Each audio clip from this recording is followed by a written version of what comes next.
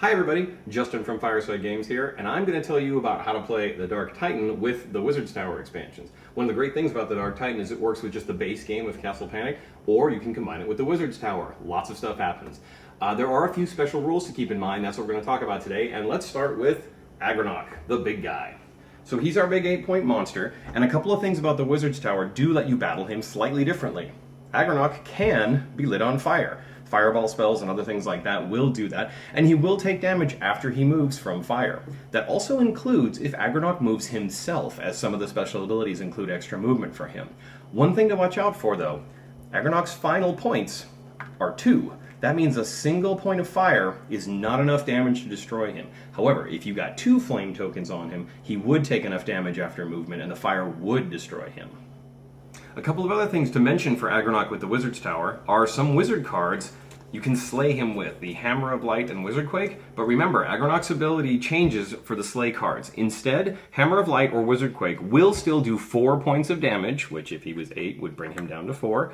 But remember, cards that are used against Agronach only do 4 points of damage and are then banished from the game. They actually have to be removed, so you can use them, but you will lose them.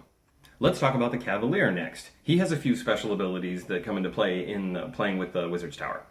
For example, flying monsters, he is allowed to attack flying monsters. Same rules apply, 2 points of damage from the Cavalier and he takes the damage from the monster.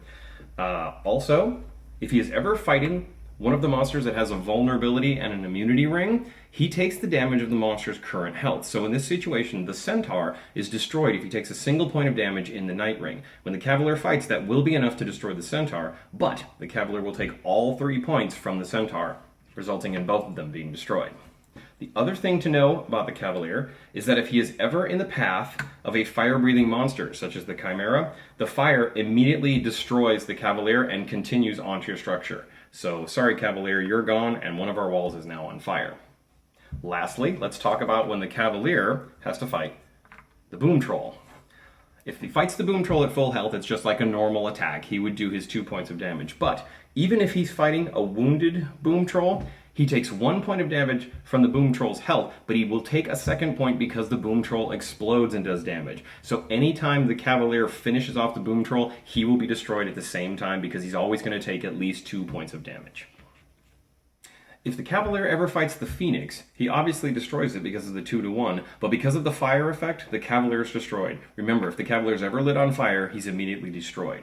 Now, players cannot damage the Cavalier when they are attacking him. So, for example, if we're having a fight here and we decide to use Chain Lightning to damage all monsters in the same space, yes, it damages the Gargoyle for 1, but remember, the Cavalier is not a monster token, so he would take no damage. The same rule would apply to a fire card. Burning Blast would set monsters on fire, but the Cavalier is not a monster. The players cannot set the Cavalier on fire or damage him. The only way he's ever damaged is by fighting monsters. There are a few extra notes when it comes to support tokens when playing with the Wizard's Tower as well. For example, they are, very much like the Cavalier, destroyed instantly by fire. So if a fire-breathing monster were to breathe fire and a support token is in the way, the support token is destroyed regardless of how much health it has, and the fire continues on to the structure.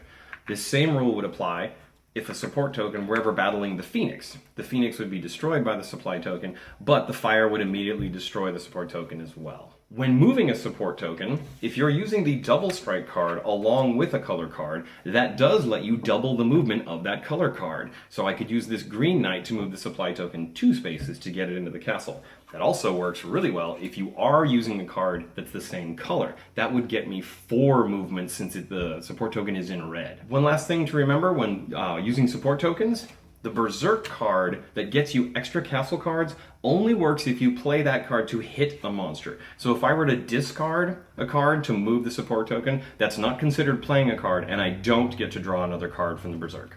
A couple of global rules to remember when playing with Dark Titan and the Wizard's Tower. The teleport card is already pretty awesome, but it's even more helpful now because the teleport lets you move Agronach if you need to, a support token, or the Cavalier, any way you want.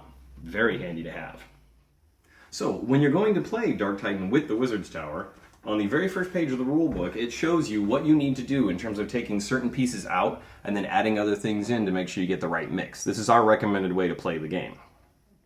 So there you go. That's how you incorporate the Dark Titan with the Wizard's Tower. So I hope you guys have a lot of fun with it. Good luck keeping those towers up and keep playing games. See you guys later.